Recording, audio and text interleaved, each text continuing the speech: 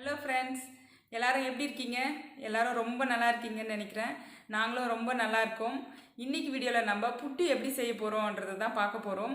ஏற்கனவே ரெடி பண்ணி வச்சுருக்கிற மாவுலேருந்து எப்படி சாஃப்டாக சூப்பராக புட்டு செய்கிறதுன்றதை பார்த்துடலாம்.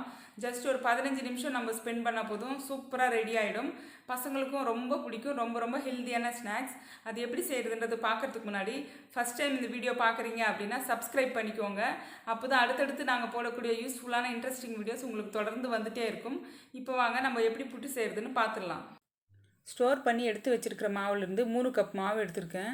மாவு நல்லா உதிரி உதிரியாக இருக்குது பாருங்கள்.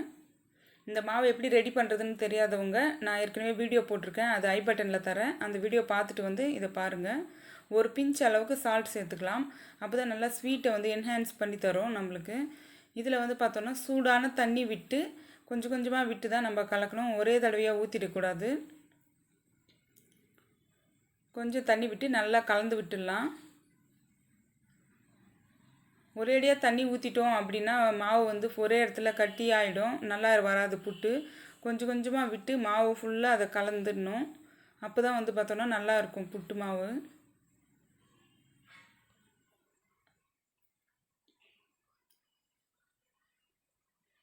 இப்போ பாருங்கள், நம்ம தண்ணியெல்லாம் வந்து பார்த்தோன்னா புட்டோட மாவோட கலந்துடுச்சு. ஸோ இன்னும் கொஞ்சம் கூட தண்ணி விட்டுட்டு நம்ம மறுபடியும் வந்து கலக்கலாம்.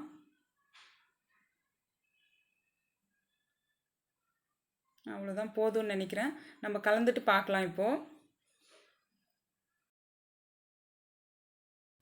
இப்போது சூடு குறைஞ்சதும் கையில் நல்லா கலந்து விட்டுட்டு நம்ம வந்து பார்த்தோன்னா அந்த மாவை எடுத்து கையில் வந்து நல்லா இந்த மாதிரி பிடிச்சு பார்த்தோன்னா கொழுக்கட்டை மாதிரி வரும். உடைச்சோன்னா நல்லா மாவு பழையபடி ஆகிடும்.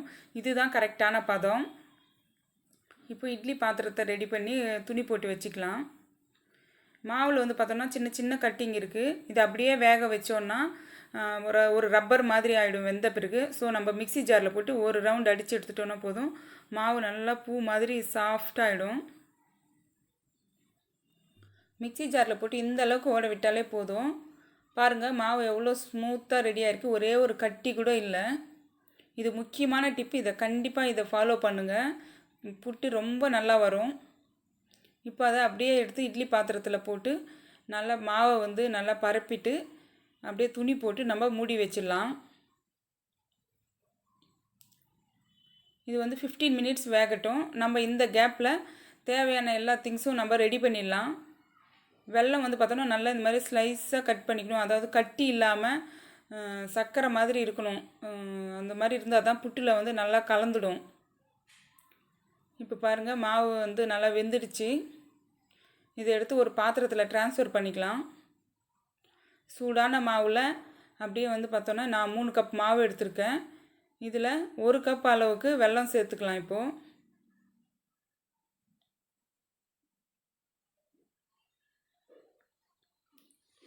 ஒரு கப் தேங்காய் துருவல் சேர்க்குறேன்.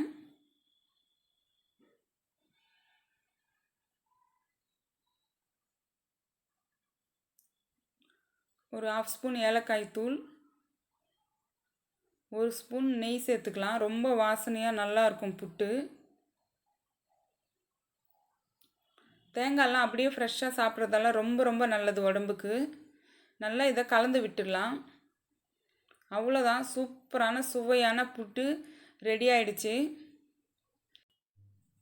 வாரத்தில் 2 வேளை நாங்கள் டிஃபனாகவே இதை சாப்பிடுவோம்.